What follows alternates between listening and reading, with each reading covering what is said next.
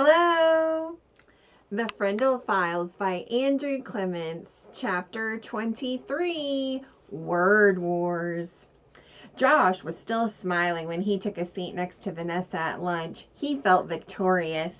Mr. N and his ELA class were 100% behind taking down the Elements of Style ebook. He listened to Vanessa, Miguel, and Hunter bounce ideas for the email off one another, but their conversation only had about half his attention. The other half of his mind was sifting through what he'd learned about Mr. N. He felt like the different bits of information were beginning to come together, sort of like a giant jigsaw puzzle. The frame of the puzzle had been easy. There along the right edge was Nick Allen in New Hampshire holding up his Frindle, and over near the left edge was Mr. N in California holding up the Elements of Style. But all he had out there in the middle was the clue from Ms. Hernandez, and then today's proof that Mr. N truly was a secret computer expert. Even though Josh could imagine a few fuzzy patterns, the big picture wasn't clear. Still, he wasn't discouraged. His first Python coding instructor had made him memorize a saying, "If you take the time it takes less time." And Josh had learned how a group of program functions would suddenly click into place and make perfect sense if he had given the problem enough thought and effort. And this problem of the missing 8 years, it was going to take more time, but maybe not that much. "Hello, Earth to Josh. Do you read me?" Josh blinked to find his friends laughing at him. "What? Oh, sorry, I was just thinking about something." "No kidding," Vanessa said. "While you were thinking, we've been working on a great message for the email." "I thought we were doing that in Mr. N's class." Miguel shrugged. "Why wait? The sooner we get the message done, the sooner we can get the email sent. And the sooner we start putting the pressure on the pirate," Vanessa said. "Okay," Josh said. "So what's the message?" A bell rang, signaling the end of lunch. "No time to explain now," Vanessa told him as she gathered her things. "I'll come to your house after school. We can work on it more then." "Cool?" Josh smiled. "Cool." Josh saved Vanessa a seat on bus 3. She arrived like a gust of wind, blasting 200 words a minute.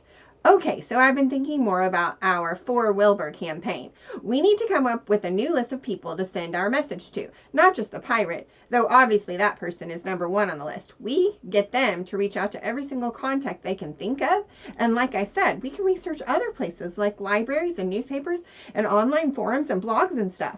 "Whoa, whoa, whoa," Josh held up his hands as if surrendering. He liked Vanessa's enthusiasm, but the programmer in him worried she was jumping over simple and going straight to complicated, and that wasn't a good idea. "That all sounds great, but the most important thing right now is the message, because if that part's not right, this project won't work." "Oh, right, sorry, and I'm glad you're thinking about that part. I'll be quiet now." "I don't want you to be quiet," Josh said. "I just want you to stop talking." Vanessa laughed. "Right, got it." Vanessa stared at Josh across his kitchen table. "How can you be so dense? Our message has to get people's attention, remember? So we need to explain all the different ways the ebook is messed up. We have to get them as upset as we are so they'll care enough to email the pirate, and not just once but over and over. Otherwise, that ebook will stay on the internet like a pile of dirty laundry." She stuck out her bottom lip. "Is that what you want, Joshua?"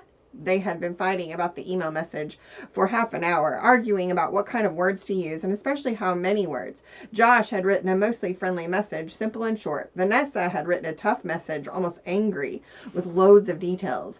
And now Josh wanted to cover his face with both hands and scream. He was tempted to shout, "My way is right and your way is wrong."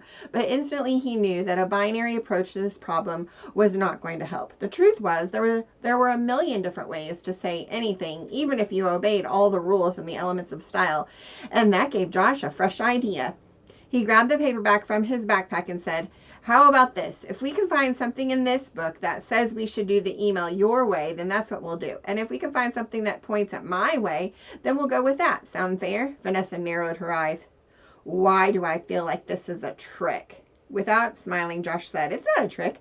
We both know that this book explains tons about good writing, and we've got a writing problem, so there ought to be stuff in here that'll help us solve it, right?" "Yeah, I guess so. Can I use the laptop version so I can search for things?" "Sure," said Josh, "but be careful, it has a couple of mistakes." She stuck out her tongue. "Ha ha, so funny.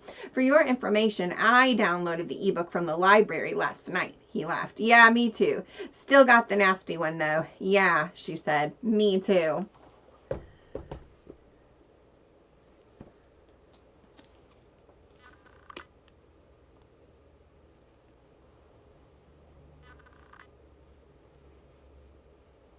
Goodbye.